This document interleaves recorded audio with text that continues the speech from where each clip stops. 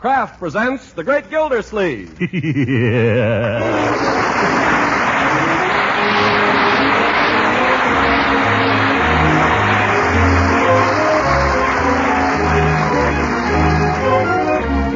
Kraft Cheese Company will also bring you Bing Crosby every Thursday night. Present each week at this time Harold Perry as The Great Gildersleeve, written by John Whedon. We'll hear from The Great Gildersleeve in just a moment. What kind of appetites do you have in your family? Well, if they're the kind of appetites that have to be tempted, here's a suggestion. Get acquainted right away with Parquet Margarine, the delicious, wholesome spread for bread made by Kraft. Because the delicate, appetite-tempting flavor that makes Parquet Margarine such a delicious spread for bread makes it grand for cooking, too. Serve Parquet at the table, of course, at every meal, but keep it nearby when you're preparing meals as well. You see, Parquet seasons potatoes and all hot vegetables to the king's taste. You'll find cookies and cakes taste better made with Parquet because it adds its own delicate flavor to all baked foods. Parquet makes pan-fried foods tastier, too. And remember, you're adding extra nourishment to foods when you use Parquet Margarine. It's an excellent energy food that contains vitamin A. Best of all, Parquet is economical, so get some tomorrow. Just ask for Parquet, P-A-R-K-A-Y, Parquet Margarine, made by Kraft.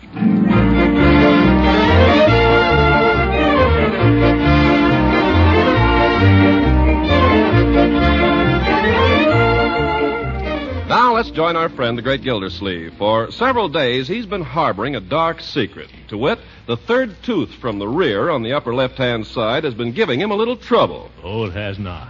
This morning, after lingering alone over a hearty breakfast, he rises from the table, saunters past the sideboard, sneaks a piece of taffy from the bonbon dish, pops it into his mouth, and... Ouch! Ooh. Mr. Gildersleeve, what's the trouble? You got toothache? No, Bertie, certainly not. I just happened to bite on something, that's all. Your tongue, maybe? Yeah, my tongue. Well, there's only one thing to do about a bad tooth. I know that, but I'd rather not be reminded of it. Oh, this don't hurt none. And anyway, I haven't got a bad tooth. What do you do, Bertie? Well, you got a penny? A what? A penny. Have you got a penny? Well, I have, but don't let it get around. The government might hear about it. All right, you take the penny and you put it in your mouth. Now, you put it next to the gum where the tooth hurts, and you keep it there for 2 days. Don't even take it out. But how do I eat? Well, you just eat around it. Eat around. And by the end of the second day, the penny will draw all the misery out of the tooth. Can you guarantee that? That's if the moon is right. But suppose it isn't. Well, then you still got the penny. And the toothache. Why wouldn't it be better just to break down and go to the dentist? Well, that's good, too. What's all this about dentist? Oh, I was just saying... Nothing, Marjorie, nothing. Bertie and I were just having a little discussion. Weren't we, Bertie? Yes, about people that don't take care of the teeth. Bertie. Well, I don't care. I don't care if I am a tattletale. When I know something's wrong with you, I ain't going to hide it. You're right, Bertie. You got to take care of yourself, Mr. Gildersleeve, and you got to take care of your teeth. Your teeth is my meal ticket. Come on, Uncle Mort. Which tooth is it? Marjorie, there's nothing whatever the matter with my tooth. I'm just a little aware of it, that's all. That settles it. You're going to the dentist. No, my You've dear. been putting it off and putting it off, and you're not going to put it off any longer. Oh, yes, I am. Oh, no, I'm not. I'm cornered. When did you go to the dentist last? Tell me. Well, it was very recently. It was? Yes, it was only... I thought so. No, it was even more recent than that. I remember it perfectly. I just don't remember the date. I'll bet you don't. Well, why should I? You asked Donald Nelson when he went to the dentist last. I bet he can't tell you either. But ask him something important, and he's got it right at his fingertips. What are you laughing at, Bertie? Getting that man to the dentist is just like pulling teeth. You keep out of this, Bertie, and keep pulling teeth out of it, too. I never saw people in such a hurry to rush a man to the dentist. You know what I think, Uncle Mort? I think you're afraid. Afraid nothing. Well, you ought to be ashamed. Even Leroy isn't afraid of the dentist. He went yesterday, and he's going again today. Well, I'm not afraid either. Then why don't you call up Dr. Shanks and make an appointment? Certainly. I'll call him up. I'll make an appointment. Good. Only don't rush me. What's that? Just Leroy coming downstairs. Sounds like a barrel of potatoes. Leroy, can't you ever walk? Not now. I'm late for school. Goodbye. Leroy, ain't you going to take your lunch? Oops, almost forgot. Where is it? I'm just finishing it. Well, I gotta get going. Leroy, when was your appointment with the dentist? You would have to bring that up. It's this afternoon, 3:30. Would you be willing to let Uncle Mort go in your place? You mean let him go to the dentist instead of me? Yes. Would you mind if he took your appointment? Are you kidding?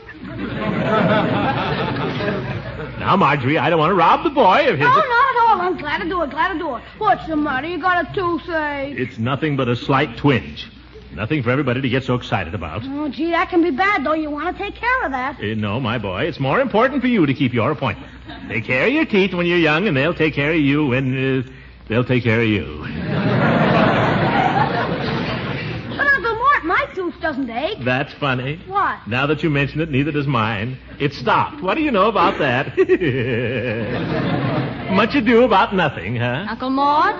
Oh, there's Judge Hooker. I'm riding on his A card today. My hat and coat. I've got to go. Goodbye, Marjorie. Goodbye, you big baby.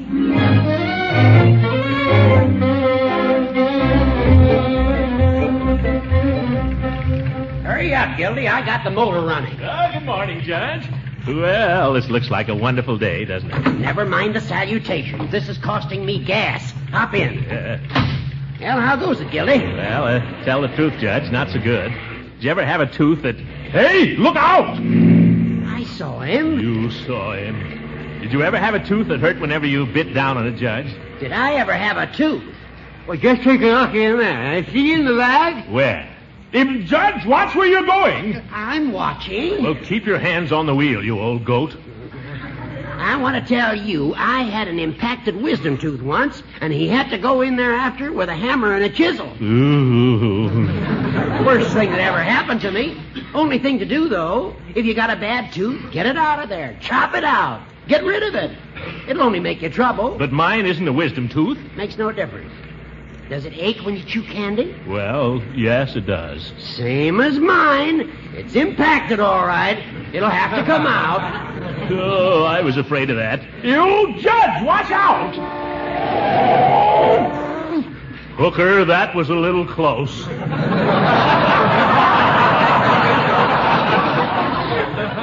Listen, who's driving this car? I don't know. Is anybody driving it? It's my car. Don't be telling me how to drive it. Yeah, well, it's my tooth, so don't be telling me what to do about it. All right, Gildy. If you want to get lockjaw, that's your business. What do you mean, lockjaw? A friend of my father's had a bad tooth like yours. He neglected it. He ended up with a lockjaw. Couldn't even open up his mouth to eat. You? Had to go in there with a hammer and a chisel. Oh, Horace! If you don't mind. Well, I'm just telling you for your own good. All right, I was feeling fine till you started talking. Hey, what are we stopping here for? Barber shop. I got to get a shave. But I don't need a shave. Well, that's just too bad, Gildy. You forget, you happen to be sharing my car today. Do I have to share your shave? Well, no, you can walk the rest of the way if you want to. All right, I will. All right, go ahead. By George, I would, too. I'd walk the whole way if it wasn't for this tooth. Starting up again, is it? Now, I'll tell you what you want to do. Oh, no, you won't. You're not going to get in there with that hammer and chisel again.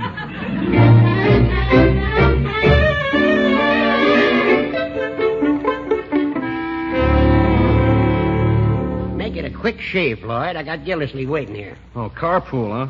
How you been, Mr. Gildersleeve? Not so well, Floyd. Tooth's been bothering me. This one I have. Well, yeah. Well, you think that's bad, huh? My wife's uncle had to have a tooth out last week. He lives 12 miles out of town, and all he's got is an A card. An A card, mind you. Is that fair? I'll leave it to you, Judge. Now, Floyd, what does your wife's uncle do for a living? Oh, he's retired. He's got his pension. I thought so. Oh, wouldn't you retire if you got a pension? Is that any reason to take a man's gas away from him? Under the present circumstances, it's as good a reason as I can think of. And they're not taking his gas away from him. They're just holding him down to what he needs. Yeah, well... The government isn't picking on your wife's uncle, Floyd. They're just cutting out a few things like those trips over to your house for Sunday dinner. Hey, maybe they're doing me a favor at that. Hey, but I had a fella in here yesterday. He sat right in that chair where you're sitting, Mr. Gildersleeve. I think I'll move. This is too much like a dentist chair. Hey, don't say dentist to me. But I was telling you about this fella. I don't know who he is, but he came in here, and it turns out he's very close to a certain party, and he tells me that this gas rationing is a lot of bunk. Oh, he did, huh? Yeah.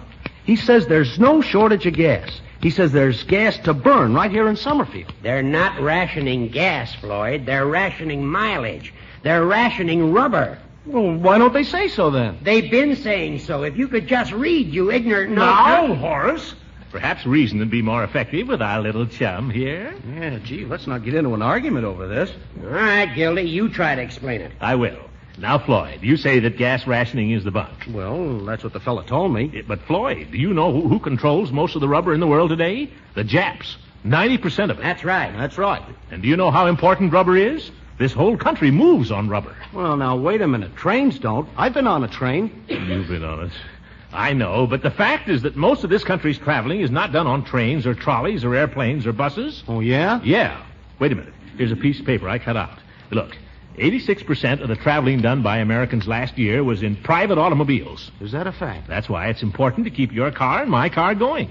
Because of all the private automobiles pulled up, the country's paralyzed. Well, sure, I can see that. Well, that's all there is to it, then. You see, Judge, all it takes is a little reasoning. Well, there's just one thing I don't get. What's that? Well, my tires belong to me. Why shouldn't I ride on them all I want? Floyd Munyon, you're the stupidest man I ever met.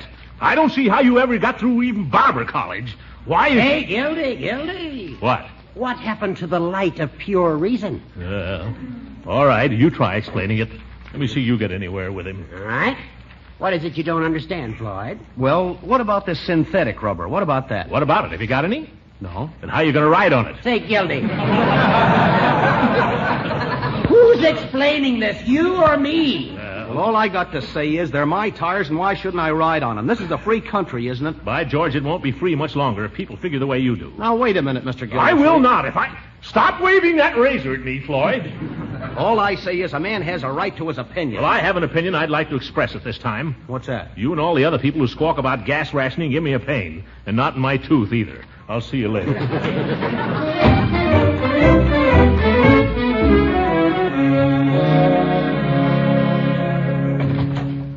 I'm sorry that I'm late, Miss Fitch. I shared Judge Hooker's car with him this morning, and when you share his car, you share his private life. When I came to work on a bus, the woman next to me shared my feet. Very good. They're big enough. Any important problems come up in my absence? Nothing that I couldn't handle. I'd like to see anything you couldn't handle, Miss Fitch. Well, after 33 years in the water department, life doesn't hold many surprises. I suppose not. Say, what are we going to do about that inquiry from the Board of Health? I keep forgetting about it. Don't worry, I took care of that. Oh, good. We had a communique from the pumping station this morning. They're getting low on coal. Well, you better put in an order for some more coal. I did. I took care of that. Oh, fine. By the way, I ran into Mr. Powers over at the air raid meeting last night, and he was complaining about... I know. I took care of that, too. Why, Miss Fitch, you're wonderful. Well, what's the order of business here now? I have all the figures for the annual report, if you want to start on that. Oh, fine. Let me get a cigar first. Then we'll roll up our sleeves and go to work. Oh, didn't I bring any cigars? Even Donald Nelson can't work without a cigar. I believe you'll find some in your upper right-hand drawer. Oh, you even took care of that. You're a remarkable woman, Miss Fitch. If I don't keep an eye on you, Donald Nelson will be stealing you away from me. Oh, Mr. Gildersleeve, you're joking. Oh, no, I'm not. Would you like to be in Washington? No. I'd rather be a big frog in a small puddle. You mean you're happy here when you could be working for an important man like Donald Nelson? I don't want to work for anybody important. I want to stay here and work for you. Oh, yes. Thank you, Miss Fitch. Let's get on with the report. If you'll hand me that lighter. Thank you. There. Now. Oh. Can't even bite on a cigar. I'm afraid I'll have to be seeing a dentist one of these days. Don't worry. Oh, no? I took care of that. You have an appointment for 4 this afternoon.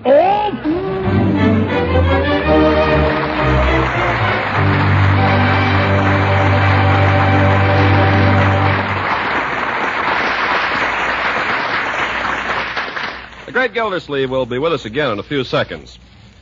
You know, nowadays, it's really a homemaker's duty to see that her family gets the right kind of foods. Yes, and it's just as much her duty to keep her food budget in line. Well, there's one important food that helps you do both these jobs. And that food is economical Parquet margarine, the delicious, nutritious spread for bread made by Kraft. Parquet margarine is one of the kinds of foods that our government recommends for good nutrition. That's because it's so wholesome and nourishing. Actually, Parquet is one of the best energy foods you can serve. What's more, every pound of Parquet margarine contains 9,000 units of vitamin A, making it a really dependable source of this important vitamin the year round. Economical Parquet, you know, is widely known as the margarine that tastes so deliciously good. So why not start serving it to your family tomorrow? Yes, tomorrow, sure. Ask your food dealer for Parquet, Parkay. Parquet, the delicious vegetable margarine made by Kraft.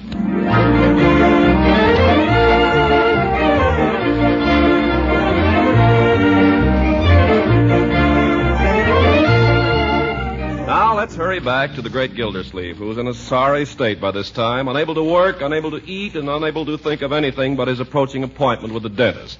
He's decided to come home for a little rest before the ordeal, and we find him now trudging up the walk, while in the living room, Marjorie and Mrs. Ransom are deep in conference. Don't you tell your uncle now, you hear? 'Cause I don't want him to know I'm making it for him, not till Christmas. Oh, not a word. You just pretend like you want to know his measurements out of curiosity. I'll find some way. I should know them, but I keep forgetting. I guess because I can't believe them when I hear them. Leroy? Who's that? Uncle Moore, it's so early.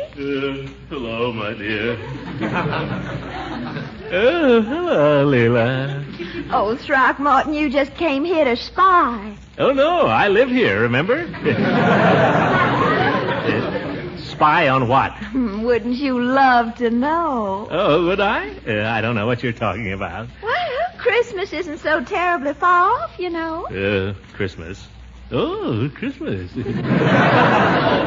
Yes, I'm making something for you, but I won't tell you what. Be careful now, you'll give it away. Well, I thought it wouldn't do any harm to tell him that much, but you'll have to guess the rest. Oh, well, that's nice of you, Leila, but you really shouldn't have done it. Marjorie, is Leroy home yet? No, not yet. He usually doesn't bust in till about 10 after 3. Burst, Marjorie. Oh, yeah, burst. Yes. Well, don't let him get away without speaking to me. Oh, but Throckmorton, don't you want to guess?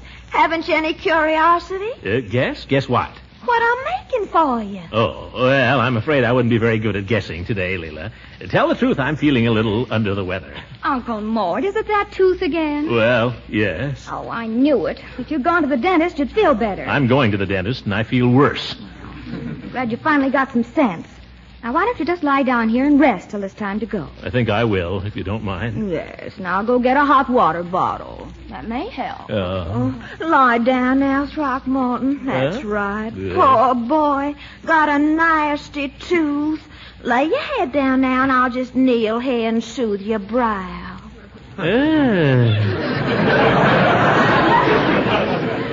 That feels so good.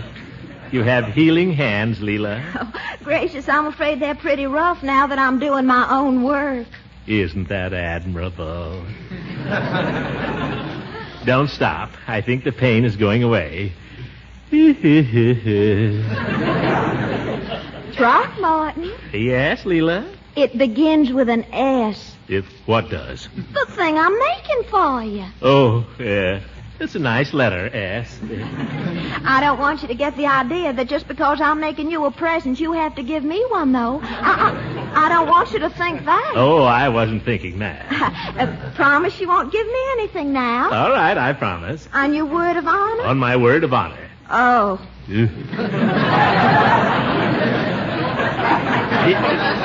Don't go, Leila. Oh, I'm afraid I must. But, Leila. You don't even care enough about my present to guess what it is. I do, too. Let me see. S. Hot water bottle. Now put it on the side that aches. That may relieve it till the dentist gets at it. Marjorie, guess what? The most wonderful thing has happened. While you were out of the room, all of a sudden, the pain was gone. Oh, no, you don't. What do you mean? You're coming with me to the dentist. Oh, yes, you are. Don't worry, Throckmorton. You go to the dentist, and before you know it, bingo, it'll be all over. That's what I'm afraid of, that bingo.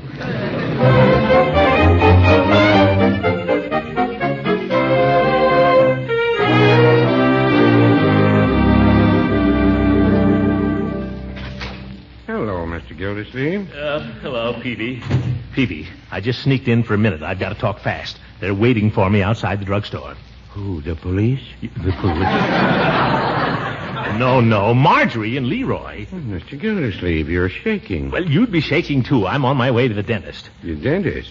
Well, that's something we all have to face at one time or another, I guess. Don't give me any philosophy. What I want is something that'll cure toothache, and quickly. Well, now, that's rather a large order. That's a problem science has been working on for a good many years. I can't wait for science, Peavy. I've got to be at the dentist in 15 minutes if I don't cure this thing first. Now, how about it? Well, that word cure, Mr. Gildersleeve, is a word we druggists like to avoid. Never mind the word. What I want to know is... You sell toothache remedies, don't you? Yes, I do sell a toothache remedy. Several varieties, as a matter of fact. Though most of them come down to about the same thing, all of clothes. Yes, all right. A toothache remedy remedies a toothache, doesn't it? Well, no, I wouldn't say that. It may relieve it temporarily. Relieve it or remedy it, Peavy. Don't quibble. All druggists are supposed to be friendly, aren't they? Yes, we do rather pride ourselves on our friendliness. Well, then be a pal. Help me out of this, Peavy. If I can cure this tooth before I get to the dentist, I may be able to call the whole thing off. Mr. Gildersleeve, if I could guarantee to do that, I wouldn't be in the drug business. I'd set up as a dentist. In other words, you admit your toothache remedies are no darn good. Well, no, I wouldn't say that. But if you're looking for something really effective, I can recommend a cure for corns. Corns? I've used it myself with great satisfaction. So has Mrs. Peavy. A cure for corns isn't going to help me with my tooth, Peavy. No, but it's a good thing to know about. You're no help to me, Peavy. Goodbye. Oh, Mr. Gildersleeve. Yes? There is one remedy for toothache I've heard recommended. What's that? I've never had occasion to try it myself. I don't know that it has any scientific basis. Oh, never mind the science. What is it? Have you ever tried placing a penny next to gum? Yeah, goodbye. Goodbye, Mr. Gildersleeve.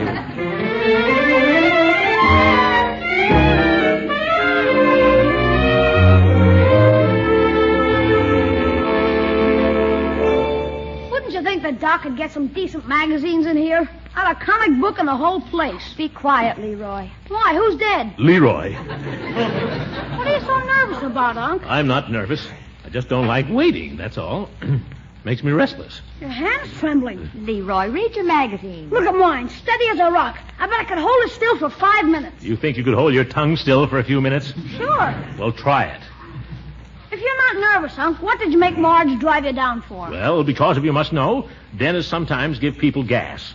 I don't want to drive home, and I'm under the influence of laughing gas. Now, stop asking questions. What are you reading, Unc? National Geographic. Interesting? Oh, yes, very. Wouldn't it be easier to read if you turned it right side up? Good. Dr. Shanks is ready now. After you, Unc. No, you go ahead, Leroy. Age before beauty. Leroy, you get in there. All right. Hello there, Mr. Gildersleeve. Oh, hello, Doctor. I won't keep this young man but a minute. Just finishing up with him. Oh, that's all right. No hurry. Take your time, Doc. They always tell you that, Marjorie. It won't take but a minute. It isn't going to hurt a bit. That poor kid's liable to be in there an hour. Oh, I don't think so. He hasn't got much left to do. I feel sorry for him, though, my dear. He puts up a big front, but underneath it, I'll bet he's scared to death. I don't believe Leroy has a nerve in his entire body. If he had, he couldn't stand the noises he makes. Well, there's something in that. Say, it's awfully quiet in there, isn't it?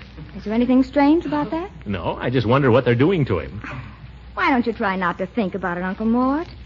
Why don't you read your magazine? You suppose they could be giving him gas in there? Why do you keep worrying about gas? Dentists don't give gas all the time. Well, they never let you know when they're going to. They sneak up on you with it. Did you ever have gas? No, but I've heard all about it. Laughing gas. They sneak up behind you and clap one of those things over your face. Oh, Uncle Mort, that's old-fashioned. If you go to the dentist more often, you get rid of those ideas. You needn't try to make me feel good, my dear. I know what I'm in for. Just wish it wasn't so quiet, that's all. I could stand it if it wasn't so quiet. If somebody would just make a noise. All right, Mr. Gildersleeve. Uncle Mort, that's you. Me? Steady. Steady. Yeah. What's What's the matter, Unc? You look as if you were going to the chair. I am. Well, Mr. Gildersleeve. Oh, hello, Doc. Long time no see, huh? How have you been? Just climb into the chair there and make yourself comfortable. Yeah, I've been pretty well, Doctor. Except for this little tooth of mine. Well, we'll get to the bottom of that. How's that new neighbor of yours that moved in there next door to you? Oh, Mrs. Ransom? Oh, she's fine. See much of her? Oh, we pass the time of day now and then. What's that? What's that, Doc? It's just my instruments, a few drills and whatnot. Whatnot? What's the matter? Why, you're perspiring. You're looking a little pale there. I am? Miss Mitchell, take that bottle there and give him a whiff, will you? Oh, no, you don't. Now, Mr. Gildersleeve, it's nothing to be afraid of. Take it away. Take it away, Doc. Breathe in, please. Here, take a breath. You can't fool me. I know what you're up to. Hold it under his nose. Now, breathe in. Here. Come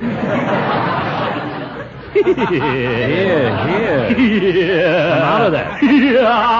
Stop it. Nothing but spirits of ammonia. I thought it was laughing gas. Laughing gas? I haven't given laughing gas in 20 years. Yeah. Now, let's have a look at that mouth of yours now. Yeah. It's a hard tooth on the upper left-hand side. Well, plenty of space in there. I see, Doc. That's very interesting. It is. You get a sharp pain when you bite down? Miss Mitchell, hand me those tweezers, will you? Well, Doc. Relax, man, relax. This isn't going to hurt. Where have I heard that before? Now, open your mouth. Okay. By the way, what did you have for dinner on Thanksgiving? Turkey. I thought so. There. There's the whole cause of your trouble. What's that? A little sliver of turkey bone lodged between your second and third molars. When you bit down on it, it jabbed your gum. That's all? That's all. There's nothing else the matter with my teeth? Not that I can see. That'll be $10, please.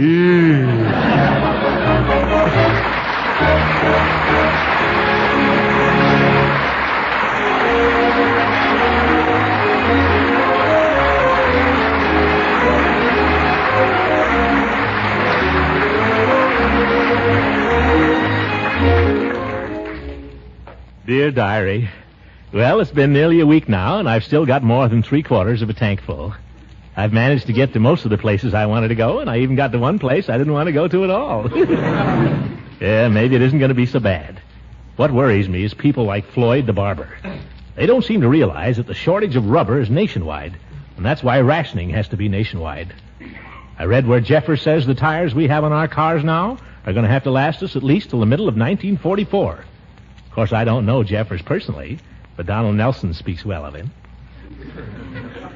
Anyway, it strikes me that saving our tires is like saving money. Most of us can't do it unless we figure out a system that'll force us to, and that's what this gas rationing is. Naturally, it's going to take a little time to get it adjusted, so that every man gets the gas he needs to get him to his job. But that's the intention. So let's have a little patience and try to make this thing work, folks, because if it doesn't, heaven help our men at the front, and heaven help us. Good night, everybody.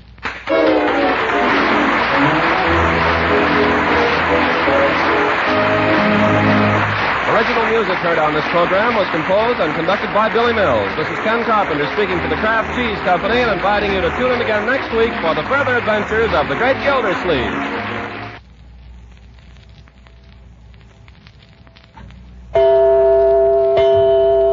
It's a time saver. It meets any mealtime emergency. What does? Why, that's 7-minute macaroni and cheese made with Kraft Dinner. Now, the macaroni in a package of Kraft Dinner is a very special kind. It cooks up tender and fluffy in just 7 minutes. But that's only half the secret of Kraft Dinner. The Kraft Grated is the other half. It also comes in the package of Kraft Dinner. You just sprinkle it through and through, and the macaroni is drenched with mild cheese flavor. No fuss or bother to this new-fashioned way of making that old-fashioned dish. And you'll find Kraft Dinner is a handy thing to have around when your family is on time for dinner and you're late. Because in just 7 minutes you can serve them swell macaroni and cheese. So keep a few packages of Kraft Dinner on your pantry shelf always. This program has reached you from Hollywood. This is the National Broadcasting Company.